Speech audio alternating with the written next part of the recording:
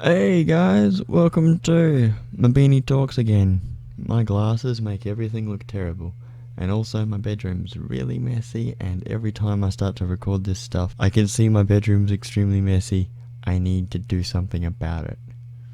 So, today's video, anyway, is I just watched the last few episodes of Doctor Who Flux. So I thought I'd talk about Doctor Who Flux because I thought that's an interesting concept. So, Doctor Who Flux is this thing where, for those of you who don't know what Doctor Who Flux is, but do know what Doctor Who is, Doctor Who Flux is basically Doctor Who episodes, but you can only watch them on streaming services. So in my case, it's iView. If you're in Britain, it would be BBC. Who cares? I don't know. Which is a very modern way of doing Doctor Who, rather than going, oh, I've got to remember to tape Doctor Who or something. That's pretty much what we used to do back when David Tennant was the Doctor. You'd be like, oh, we're gonna tape Doctor Who because otherwise we're gonna miss it. We have to watch it back. What do I think of the actual episodes? So it's a six episode mini-series thing where the Doctor has to save the universe, and it was cool. The highest stakes you've ever had in your life, where it's like the Doctor has to save the universe. Kind of like Journey's End, where Davros was going to destroy the universe, the reality bomb where he just blows up reality.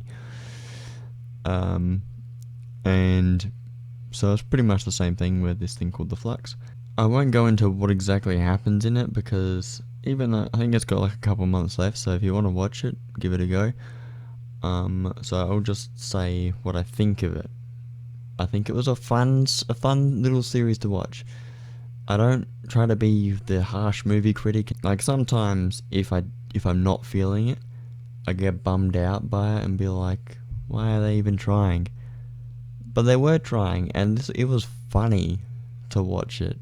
Where you'd be like, oh, the Doctor's cracking jokes, good. And also it's super serious, but it's funny, and that's the best combo. So the best combo is how unbelievably serious it is, and also they crack a joke, because of course you crack a joke. It's what makes it fun and you can engage with it. The best thing you can do when you're watching something is smile or laugh.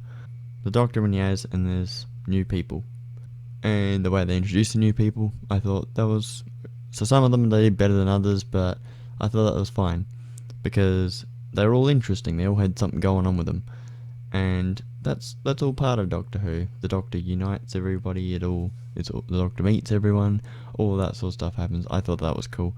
The fact that the adventure never seemed to stop was good. I like the connection between the episodes. Then you don't get lost in it when they try to suggest, oh, we did other stuff in between it, which they had done in previous seasons of the Jodie Whittaker Doctor. They did, oh, there were some adventures that we had, and that's all this stuff happened, and now we're closer than ever. That's nice, but we didn't see any of that, so why would we care? So it's been a week since I last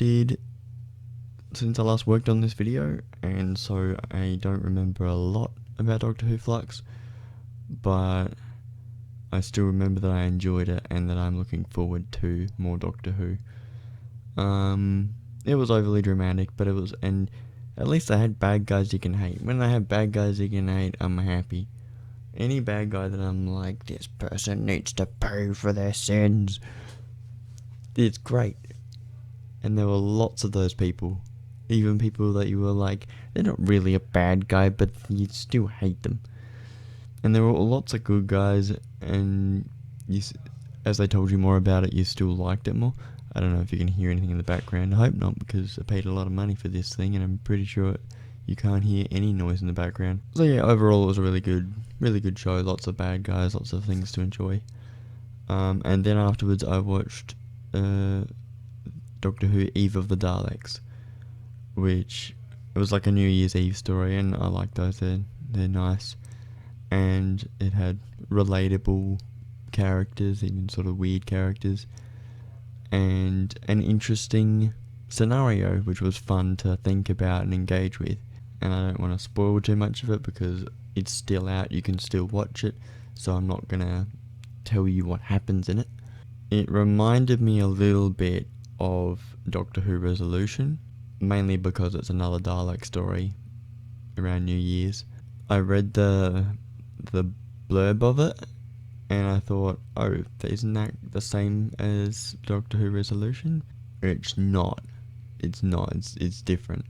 So I was like, okay, I think this is better than Doctor Who Resolution, which is good because I like it when things are good, and I like when Jodie Whittaker's a fun doctor, and there were some serious moments in Eve of the Daleks, now I'm remembering. So I think there's going to be some pretty serious moments later on, and I'm a little worried about that actually. So it's going to be interesting to see what they do with it, and hopefully they finish up Jodie Whittaker's time in a good way. Maybe not too dramatic. It's always so dramatic at the end.